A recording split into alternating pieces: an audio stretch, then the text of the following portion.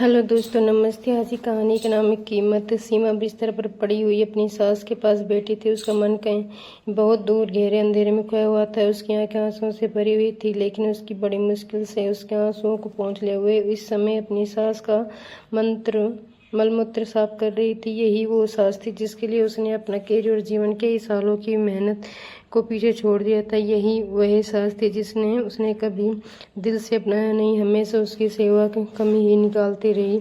4 साल पहले सीमा एक मल्टीनेशनल कंपनी में काम करती थी। अच्छी खासी सैलरी मिलती थी।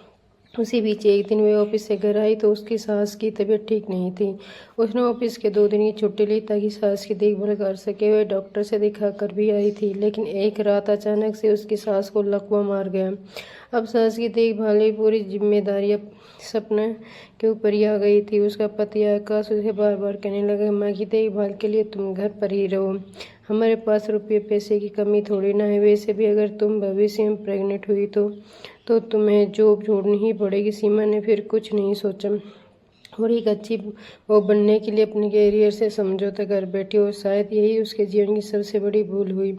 घर परिवार के लिए अपने सपनों को छोड़ना गलत बात नहीं है, लेकिन घर वाले भी उसे लायक हों तो होने चाहिए। आज जब उसे आकाश की सच्चाई पता चली तो उसके पैरों तले जमीन सरक गई। शुरुआत में तो उसे सास की सेवा में खुद को पूरी तरह समर्पित कर दिया था। उस दिन और रात का होश भी नहीं रहता, लेकिन धीरे धीरे उसे ऐसे लगने लगा कि उसका पति अब उससे पहले की तरह प्यार नहीं करता, उसे समय नहीं देता। आए दिन में बिजनेस टूर के बहाने घर से बाहर रहने लगा था।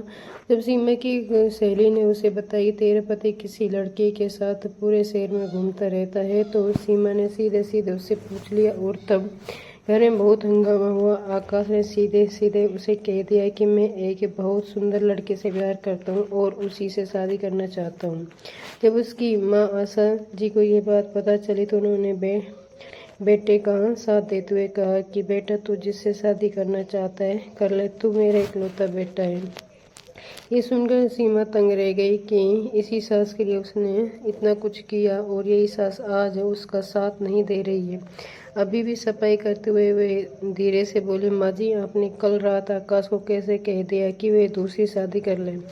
आपको एक बार भी मेरा ख्याल नहीं आया? उसकी सास मुंह फुलाते हुए कहने लगी, देखो बहू, मैं बहू के लिए अपने बेटे को तो नहीं छोड़ सकती ना। मेरी मैंने जॉब छोड़ने के बाद तुम बैठे बैठे खाते खाते मोटी और बेडौल हो गई हो। मेरा बेटा तुमसे खुश और संतुष्ट नहीं है, और मैं क्या कहूँ?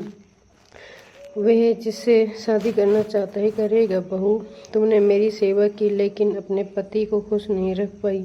सीमा को जैसे ही किसी ने करंट लगा दिया, एक पल में के लिए सुनसी हो गई। उसकी आंखों में आंसू थे। सास के ये शब्द उसके हृदय में कांटे की तरह लग गए थे। वह सोचने लगी, क्या यही उसे समर्पण का बदला है जो मैंने अपनी सास को दिया था? कितने साल की मेरी सेवा एक पल में मिट्टी मिल गई। वे सोचने लगी, हाँ सच में मैं बहुत बुरी हूँ, क्योंकि मैं स्वार्थी हूँ ना। मैं हमेशा दूसरों के लिए सोचती हूँ, अपने बारे में कभी नहीं सोचा।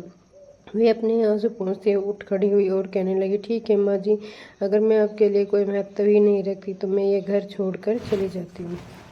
अब मुझे आपके बेटे से तलाक लेना है। आशा जी ने कुछ नहीं बोली। उसने तुरंत अपने पति को फ़ोन लगाया और कहने लगी, तुम्हें जिससे शादी करनी कर लो, मैं घर छोड़कर जा रही हूँ और मुझे तुमसे तलाक चाहिए। आकाश उसकी बात सुनकर खुश हो गए और कहने लगा, अच्छा हुआ जो तुम्हें मेरी बात जल्दी ही समझ में आ गई और तुमने कोई तमाशा नहीं किया। मैं के पेपर पर साइन कर दूंगा, तुम चिंता मत करो, क्योंकि मुझे भी तुमसे छुटकारा चाहिए।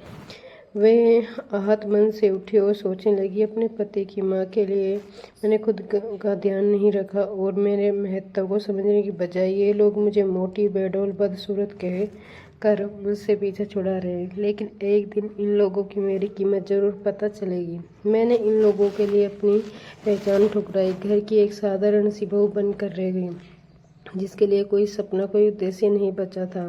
शायद ये लोग मुझे डिजर्व डिजर्व नहीं करते थे। सीमा का दिल पूरी तरह से टूट चुका था। वह अपने पति को तलाक देकर वहां से हमेशा हमेशा के लिए चली गई। सीमा के जाने के बाद आकाश ने जल्द ही चंचल से शादी कर ली। चंचल उस घर में बहू बनकर आ गई। वे बहुत खुश थी। उसे लगता था कि वे आकाश को पूरी तरह से अपनी मुट्ठी में कर चुके और तो उसका जीवन बहुत सुख से बीतेगा। ऊपर से सास भी एक कोने में बिस्तर पर पड़ी रहेगी तो पूरे घर पर वही राज करेगी। लेकिन चंचल के लिए भी बहुत जल्दी ये साफ हो गया कि आकाश और उसकी सास को उससे बहुत ज़्यादा उम्मीद थी।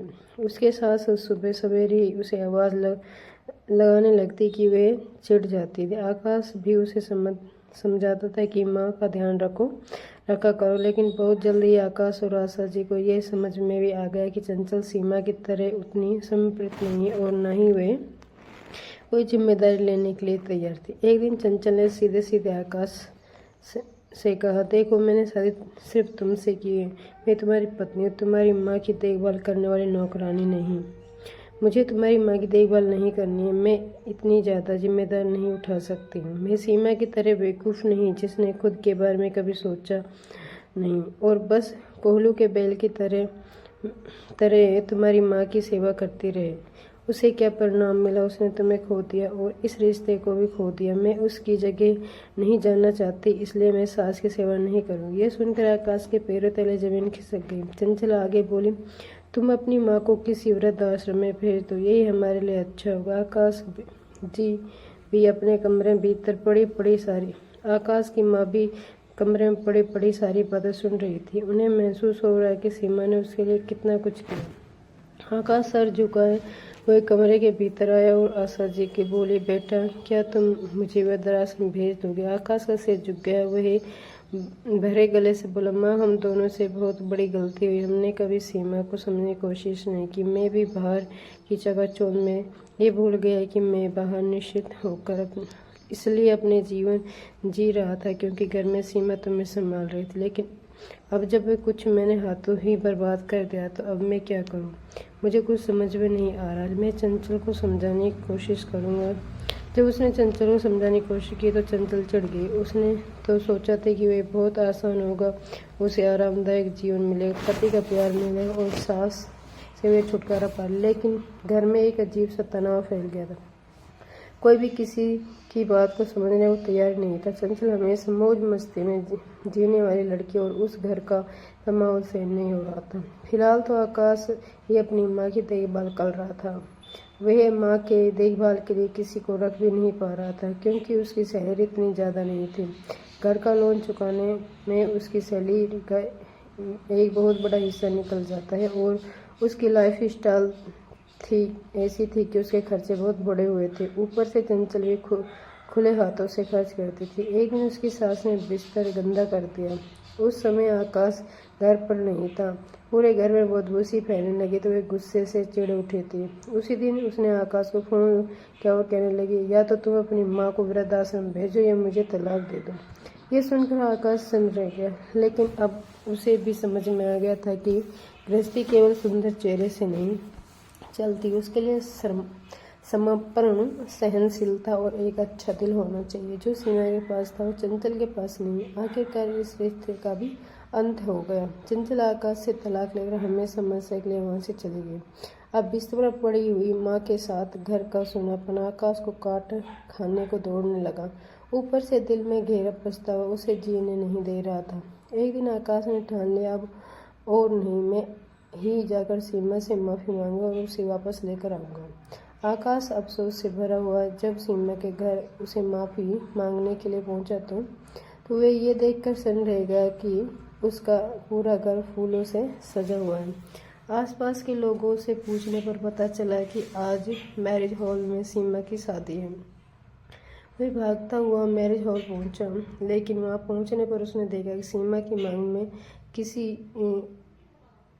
और का सिंदूर जगमगा रहा था और सीमा अपने पति की हत्थे थाम कर फूलों से सजे हुए कार में बैठकर अपने नए जीवन की ओर आगे बढ़ गई थी।